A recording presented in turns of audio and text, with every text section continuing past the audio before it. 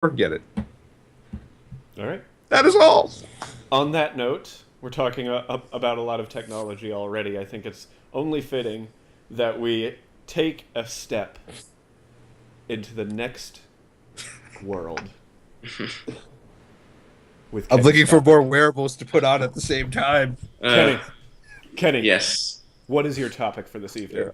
Just gonna So, tap just to this. address Sam here talking about his wearables, with my topic, you will no longer need wearables because in one of the many forms of this topic, you might be the wearable. But so, I want to talk about the technological singularity. So, I know when I first brought this up to Ben, he had no idea what I was talking about. I had to My, explain it. I asked Kenny for a topic, and he was like, "I want to talk about technological singularity." Like, okay, We're would going deep. you would you explain what that means for me See, I so that know I the can word what actually write the out? technological means, and I don't know what I know singularity the Singularity means. words. black hole? Like, I know what these things mean separately, but I don't know what you're talking about. So explain to So, our listeners what it means. okay. So, many smart scientists and computer scientists are kind of working on this new idea that we're all I'm working really glad that the towards. dumb scientists are not working on this, Oh by the well, way. no. Why would they? They're too dumb to see it as our future. Um, unlikely. and kind of being led by Ray Kurzweil. You can look up. He's actually the head of engineering at Google, I think, right now. Um, on this theory of the technological singularity, which is pretty much one day. I'm going to give one definition of it. There could be many different things from it, which I'm going to ask you guys what you think is going to happen. But one day, technology is going to come to a point of ultimate omnipotence, pretty much. One day, someone's going to invent a computer that has human intelligence. Once it has human intelligence, it is going to be able to start repairing itself. And at what point, once technology can repair itself, does it no longer need humans to create other technologies? And once those technologies can create other technologies, what stops them from harvesting energy, finding technologies to harvest energy? And Hashtag Matrix. I mean, yeah, but I mean, if you think about it, with Moore's law, everything gets about 40% faster. Um, as it every year, pretty much. Um, this is going to happen one day, just by looking at Moore's law. Uh, so my first question to you guys, with this happening, everything coming to a head, that robots, artificial life, when if once it happens, whether they're going to need us, they're going to need humans. Are we all going to merge with a machine? Um, are they going to kill us off? I mean, it's very Matrix-like, very uh, futuristic. But what do you guys think? So when I looked into this topic, I was thinking of quite a few things. I mean, I think one of the ways for us to get to this point is going to be fully realizing the human brain, um, and its full capabilities, not just what very, very little we know about the brain now. I think that is going to be the key to what brings this about. I think at some point in time we're going to learn about this switch in our brain where it can all of a sudden just learn everything, and they're going to somehow tie that to technology. Who knows how? But I think artificial intelligence is going to be born from what's organic intelligence. So I honestly think that our first kind of our first kind of, oh Jesus Christ, see, this this is where I kind of started losing it. Only Our he had a first robot entry into this is going to be more of an organic, artificial hybrid that then builds itself into fully. which is, So- I mean, to be fair, already kind of happening. Like, yes, which yeah.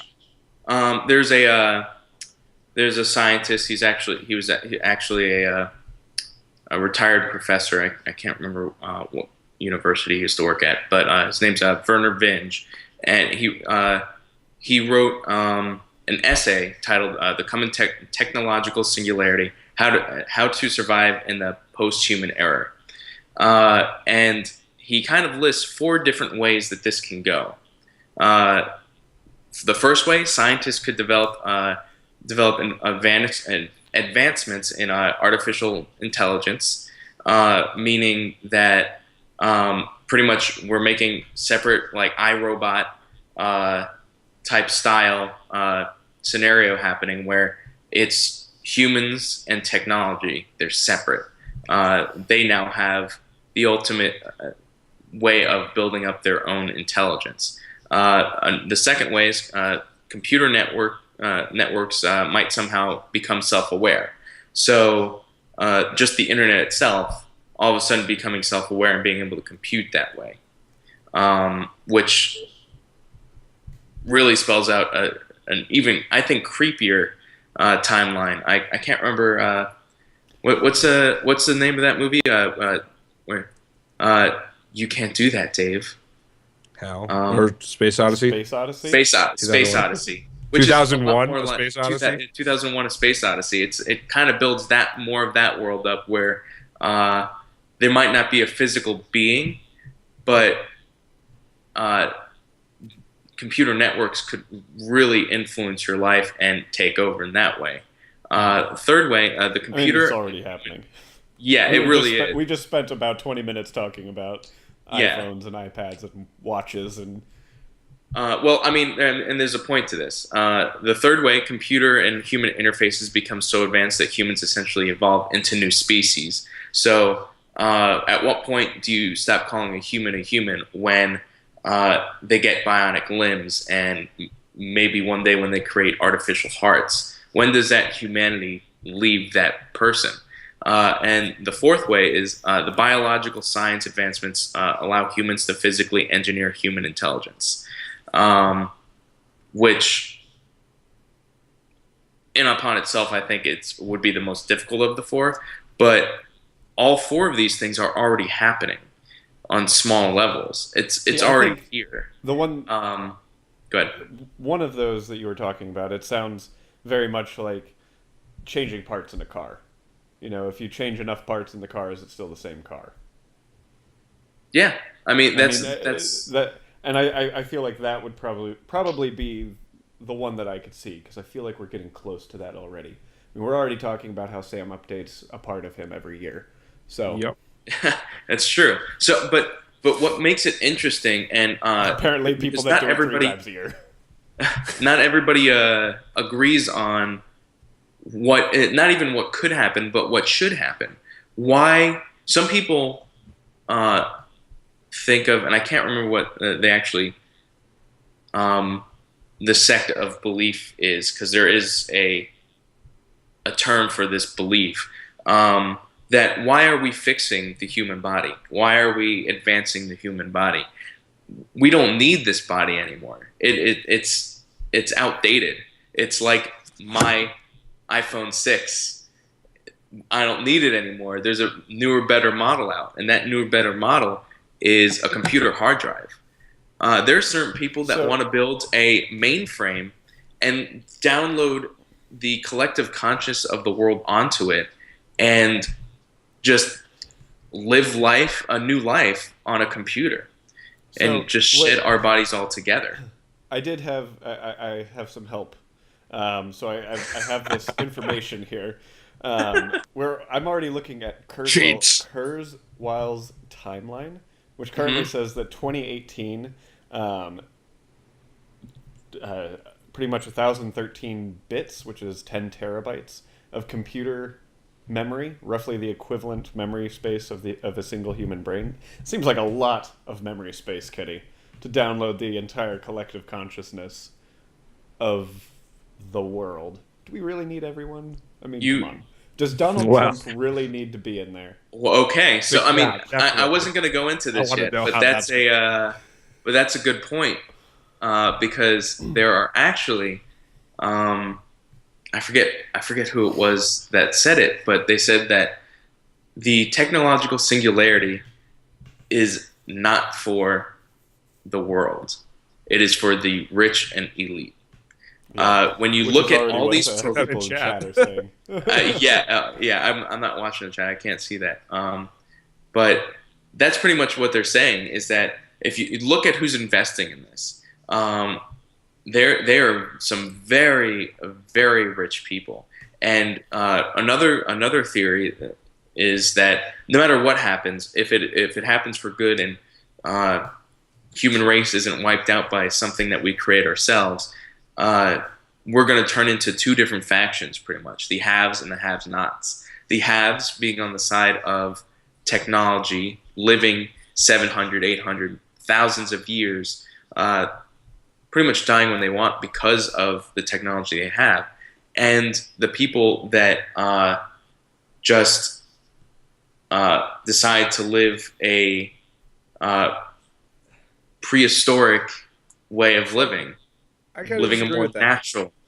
And I'm just gonna put my like dystopian future idea out there. Is that like in one sense, I could see it just being, look, those the have-nots won't exist because we'll have killed them, or they like will not have progressed in life. Like you say we'll have killed them. What? Why do you think you're part of ionic super wealthy? Why is what? What makes you think you're part of the haves? How do you think we're going to get to that point? Oh, no, that's fair. And I don't necessarily, like, let me put it another way. I don't think I'm necessarily going to make us famous enough to be the haves, Kenny. Don't worry. I just think whichever side you're on, like, the main problem when you look at, like, dystopian futures is that, like, the have-nots always have, like, some menial task to do. Like, part of the concept of this technological singularity is that, like, you won't need that. Like, what will we need? Like, unless it's like the Matrix where we need to grow people for energy.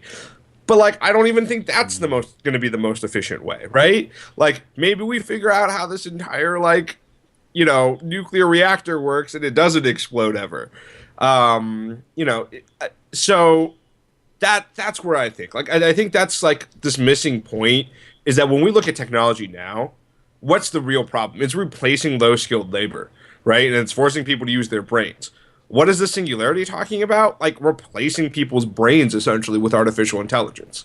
So you're going to be able to replace all the low-skilled work from a mechanical perspective. You're going to replace high-skilled work from an intelligence perspective.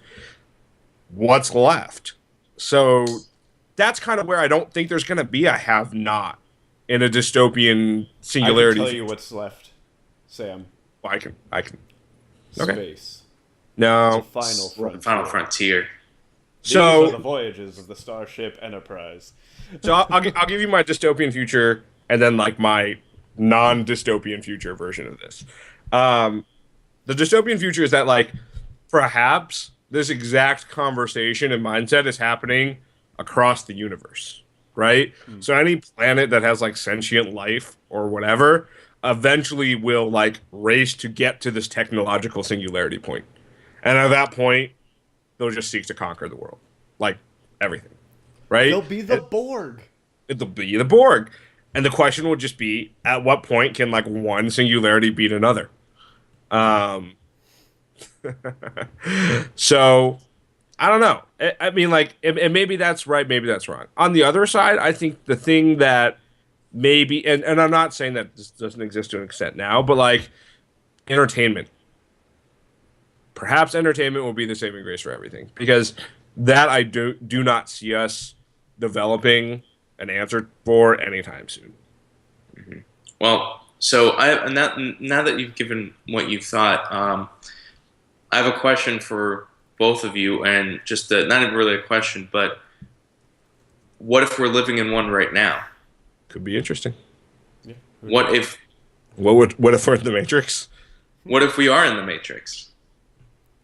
I mean, Well, I mean, what if we have already been what if we've already been there? What if we are intelligent beings that are already in a supercomputer creating new intelligent beings trying to put ourselves once again into a supercomputer? Because if you look at the world, you look technological at singularity-ception. that's right. But I mean, and whether or not we'd actually be able to get there because we're already in a computer. But everything around us is math. The way that the ocean works, the way that waves crash into each other, all it is math. And math you can create with a computer. So we could be living in one right now, and we wouldn't know. I kind of But want to... Go ahead. I was going to say, and even if we aren't, by some people's predictions, we won't have too long to wait, because people are predicting between 2030 and 2045 the actual technological singularity will happen. Yeah, that is everything that I read as well. Kenny, I just want you to know something.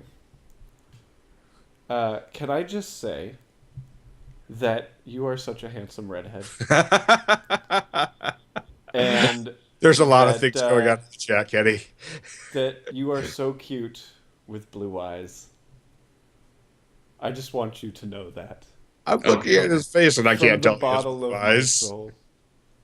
Okay. Kenny has a plant. He planted some. Sweet baby Kenny. We are already running into our hour, though. This is a really great topic, and I feel like this is one that we should revisit in the future, Kenny. With maybe with Mike on the show, who's our producer, who might be able to actually have a great conversation with you about this. So I want to set Sounds that good. up. So stay tuned in the next few months for an extended version of this topic. But for now, I want to get into our final topic of the night,